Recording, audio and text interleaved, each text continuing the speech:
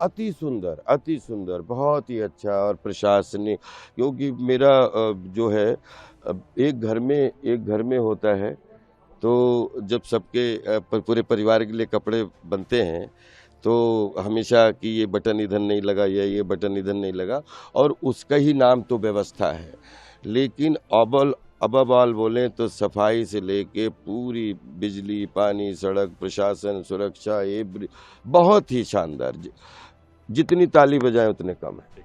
2002 से इधर जो है प्रयागराज को धीरे धीरे, पहले तो डुबकी के माध्यम से, तो पूज्य दद्दा जी ने जिस तरीके से प्रयागराज की धरती पे 20 साल और पूरे विश्व की महिमा समझाई है बड़े साधारण शब्दों में, तो मुझे लगता है कि अगर मैं कलाकार कितना भी बड़ा होता, लेकिन अगर जीवन दर्शन पूज्य दद्दा जी से नहीं सीखा होता तो इतना रिलैक्स बोलते हैं, शांति और शक्ति और भक्ति और सफलता पे विश्वास करके जीवन को समझने का ये मौका नहीं मिलता। मैं इस धरती का ऋणी हूँ, दद्दा जी का ऋणी हूँ। एक माता, एक पिता, एक गुरु।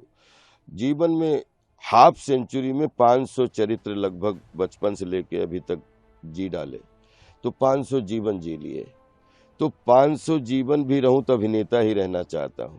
और बोलते हैं जिस माँ ने जन्म दे दिया पता नहीं आगे न जन्म मालूम न मरण मालूम, ये दद्दा जी ने समझाया।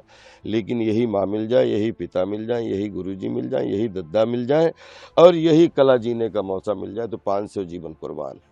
ये जितना 25 साल में जितना सिनेमा देश दुनिया में करने का सौभाग्य मिला और उसका जो सुख मिला, और वही 25 साल में जो है प्रयागराज की धरती पे, माघ मेले पे, हर जगह जहाँ भी खड़े होते हैं अपन, तो साल में एक बार आता है और इस मिट्टी में घूमने का जो सौभाग्य मिलता है, उसकी फीलिंग को शब्दों से बता पाना तो खैर बहुत मुश्किल होता है।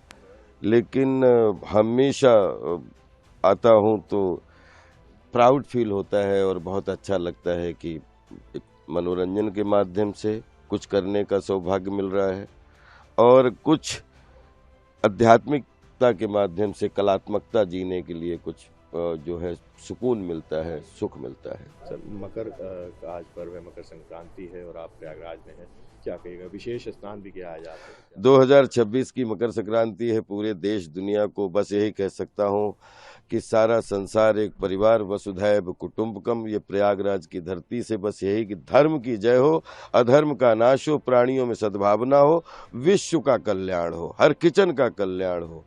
मनोरंजन के माध्यम से, सेवा के माध्यम से सारा संसार एक परिवार, सभी सुखी रहे।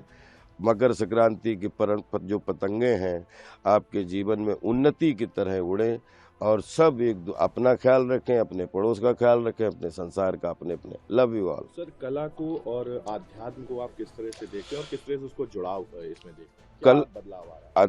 कला तो आज नहीं, हजारों सालों से आध्यात्मिकता का जो है प्रमाण है, और कला जो है वो 100% आध्यात्मिक है। कला एक विज्ञान है, मनोरंजन एक विज्ञान है।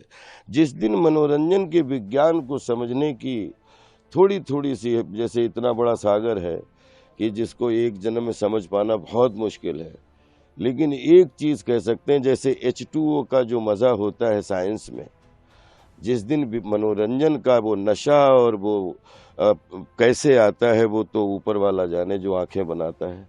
लेकिन मनोरंजन के विज्ञान को जीने का जो मज़ा है, दुनिया की हर जटिलता को फेस करने का, और ब्रह्मांड के नीचे और नेचर के पुत्र बन के, बोलते हैं कला अपनी माँ है, नेचर अपनी नानी है। माँ से पंगा ले सकते हो लेकिन नानी से पंगा लोगे तो हमेशा के लिए कुड़बुड़ी बन जाती है। तो मैं हमेशा कला, विज्ञान और नेचर, इनको सबको एक दूसरे का द्योतक मानता हूँ ब्रदर।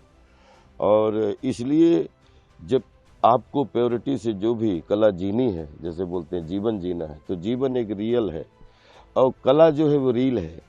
तो रियल के इंस्पायर्ड होके कुछ हर कोने के बढ़िया बढ़िया कुछ इंसिडेंट, जिसमें हर किचन का मतलब ब्लड सर्कुलेशन अच्छा हो।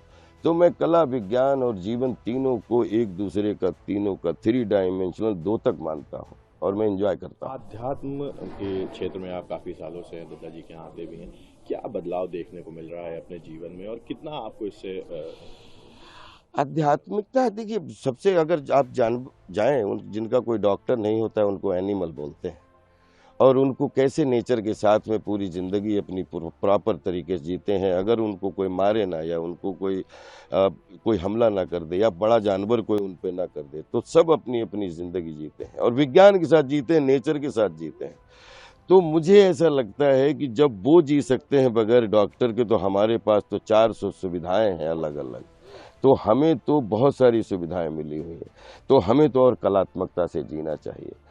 विज्ञान, आध्यात्मिकता और प्रयोग और जितने भी सृजनशील वर्क हैं, उसमें कलाकार, चित्रकार, कहानीकार, पत्रकार, कथाकार, गीतकार, संगीतकार, निर्माणकार, हम सब आते हैं। हम कहीं न कहीं एक दूसरे के कज़िन ही हैं और जो कंप्लीट आध्यात्मिकता से जीवन में वो रियल चीज़ें जीने की कोशिश करते हैं। बड़ा कमाल का ये विज्ञान है, उसे मुझे जीने में बहुत आनंद आता है और जब तक जीवन है, कला जवान रखती है, जवान रहने की कोशिश कर रहा हूँ। आप आध्यात्म से जुड़े हैं तो कोई एक ऐसा इंसिडेंट आपके नज़र में हो कि जब आप आध्यात्म से जुड़े और वो आपके जीवन में एक बड़ा बदलाव लेके आए? मैं यहाँ खड़ा हूँ, यही बड़ा बदलाव है। Every day is beginning day, every day is learning day, every day is जो है न्यू डे। और मुझे लग रहा है आज की सुबह में प्रयागराज की धरती पर आपसे बात करने का मुझे सौभाग्य मिल रहा है। तो विश्वास करिए, चमत्कार से कम नहीं है। नहीं तो ऐसा लगता है कि ज़िंदगी में आप देखो पिछले 10-20 साल से देश दुनिया में जिस तरीके से अपन एक दूसरे के कल्याण की बात करते हो, आज यहाँ खड़े हैं। तो मुझे लगता है बाकी पेशा और पेशगी और जीवन है, लेकिन यहाँ खड़े होना भी अपने आप में एक दूसरे से चमत्कार से कम नहीं।